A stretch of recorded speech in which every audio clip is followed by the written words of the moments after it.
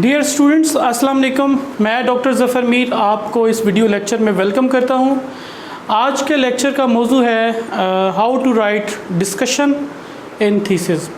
बड़ा अहम मौजू है, बड़ा इम्पोर्टेंट एक टॉपिक है डिस्कशन का कि डिस्कशन लिखते कैसे हैं। ठीक है, तो बेसिकली डिस्कशन में जो हम यूजुअली उसके स्ट्रक्चर में जो चीज़ें ऐड करते हैं वो क्या है, हम अपनी फाइंडिंग्स को लिंक करते हैं लिटरेचर के साथ, लिटरेचर रिव्यू के साथ, इनको लिंक करते हैं थ्योरी और प्रैक्टिस के साथ। ये हमारा मेन फोकस होता है और इसमें कुछ अहम बातें हैं जो आपने याद रखनी है, जो आपने ज़हन नशीन कर लेनी है जब भी आप लिखेंगे। सबसे पहली बात तो यह कि explain unexpected results and evaluate their significance.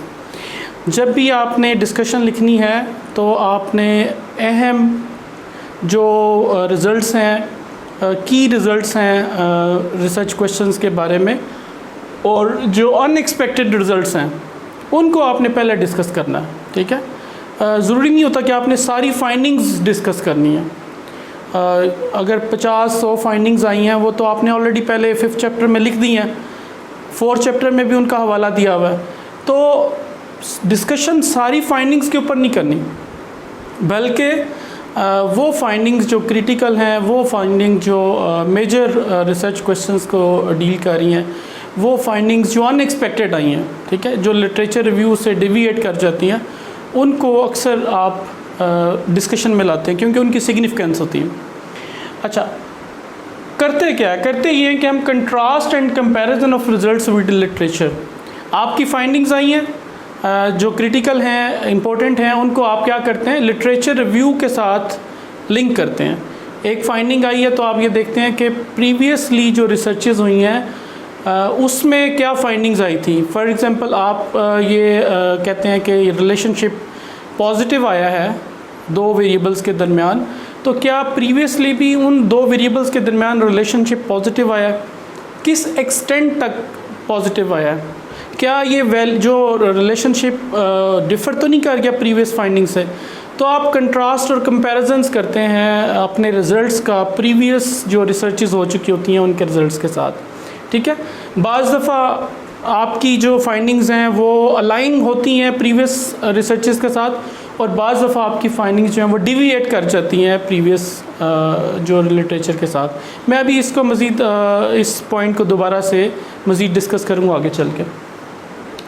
अच्छा, ये मैंने आपको बता दिया कि डिस्कस ओनली मेजर और critical findings, make strong arguments to justify results. ये बड़ी इंपॉर्टेंट बात है जो कि अक्सर थीसिस की डिस्कशन के अंदर मिसिंग होती है। स्टूडेंट क्या करते हैं, जो रिज़ल्ट्स आते हैं उनको प्रीवियस रिसर्चेस के रिज़ल्ट्स के साथ कंपेयर करके लिख देते हैं कि ये मेरी फाइंडिंग आई है, ये अलाइन कर रही है फ़लाँ फ़लाँ फ़लाँ की फाइंडिंग के साथ, ये मेरी फाइंडिंग है, ये डिफ़र कर रही है फ़लाँ फ़लाँ की फाइंडिंग के साथ, लेकिन जस्टिफाई नहीं करते, आर्गूमेंट नहीं करते कि क्यों ये फाइंडिंग्स डिफ़र कर रही हैं।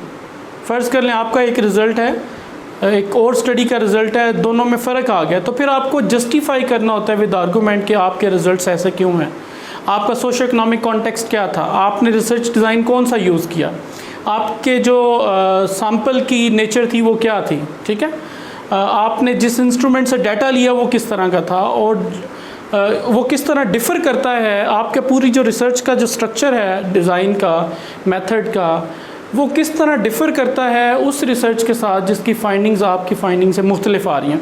तो आपने लॉजिकली आर्गूमेंट्स के साथ आपने जस्टिफाई करना होता है अपने रिज़ल्ट्स को कि मैंने इस तरीके से स्टडी की है तो ये फाइंडिंग्स आई हैं और ये उससे डिफ़र कर रही हैं इन वजूहात की बिना पे। ठीक है, पॉसिबल रीजंस आपने ज़रूर वहाँ पे डिस्कस करनी है। यूजुअली हाफ जो है ना 1.5 पेज टू 3 पेजेस तक आप 1.5 पेज टू 3 पेजेस तक आप डिस्कशन लिख लें मैक्सिमम।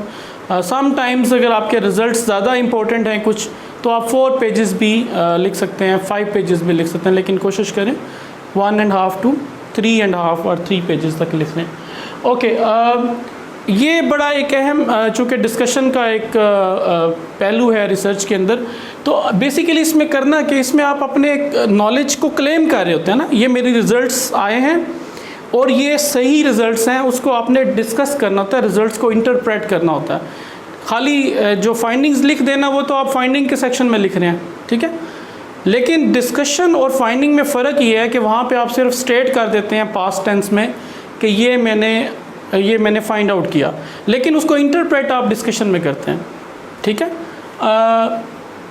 और उस एम्फसाइज़ करते हैं ओरिजिनलिटी ऑफ द वर्क को, क्योंकि जितनी आपकी डिस्कशन डेंस होगी ना, जितनी ज़्यादा आप उसको क्लियर करके डिस्क्राइब करके एवेल्यूएट करके लिखेंगे, जितने साइटेशंस ऐड करेंगे, जितने लॉजिकल आर्गूमेंट्स करेंगे, उतनी ही आपके वर्क की, रिसर्च वर्क की वर्थ बनेगी, ओरिजिनलिटी जो है ना वो नज़र आएगी।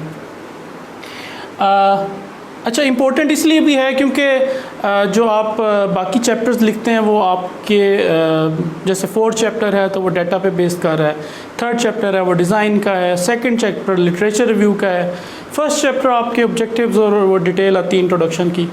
डिस्कशन एक ऐसा पूरा थीसिस के अंदर इम्पोर्टेंट एस्पेक्ट है जो रिसर्चर का अपना होता है। जब आप अपने उसको इंटरप्रेट करते हैं, रिज़ल्ट्स को अपने आर्गूमेंट्स के साथ इंटरप्रेट करते हैं, तो वो एक वर्थ रखता है, ठीक है।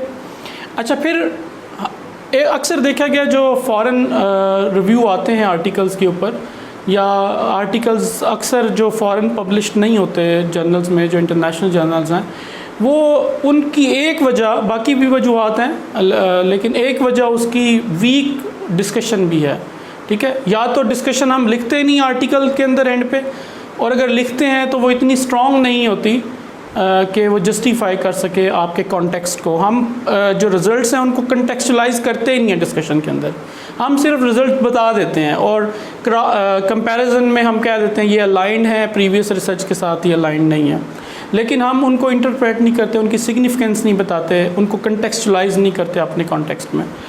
अच्छा, फिर इसी तरह जब भी आपने स्टार्ट करनी है ना, जब भी आप डिस्कशन लिखना स्टार्ट करेंगे तो अपने प्रॉब्लम स्टेटमेंट से चलें कि आपका प्रॉब्लम क्या था, उसका लोकल कॉन्टेक्स्ट क्या था, कौन से मेजर रिसर्च क्वेश्चन थे, कौन सी मेजर फाइंडिंग्स थी।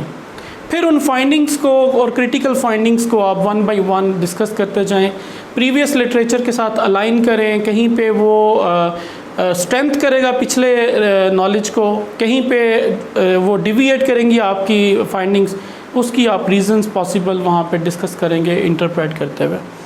अच्छा, एक सबसे अहम बात यह है कि जो अक्सर डिस्कशन में मिसिंग होती है वो एक लास्ट पैराग्राफ, जो कंक्लूडिंग पैराग्राफ है ना, जो फ्यूचरिस्टिक आपने होके लिखना है, जिसमें आपने वे फॉरवर्ड देना है कि अब और क्या हो सकता है, ठीक है, नए होराइजन्स क्या हो सकते हैं इस रिसर्च के साथ, ठीक है। और आपने एक वे फॉरवर्ड ज़रूर देना है फाइनली कि फर्दर इसमें क्या हो सकता था, क्या हुआ, इसको इम्प्लाई कहाँ किया जा सकता है, प्रैक्टिस में कहाँ लाया जा सकता है इसको, फाइंडिंग्स को, ठीक है, और इनकी क्या सिग्निफिकेंस है फाइंडिंग्स की।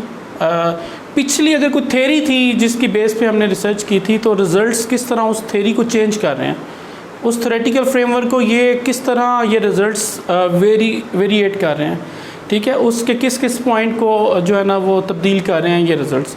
तो आपने वे फॉरवर्ड ज़रूर एंड पे देना कंक्लूड करते हुए कि फ्यूचर में क्या हो सकता है, ठीक है।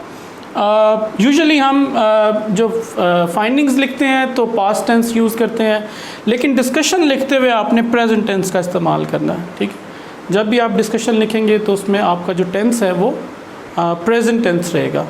आई होप कि आपको डिस्कशन से रिलेटेड मालूमात मिल गई होंगी। अगर कोई क्वेश्चन हो तो आप कमेंट में ज़रूर पोस्ट करें। अल्लाह हाफिज़।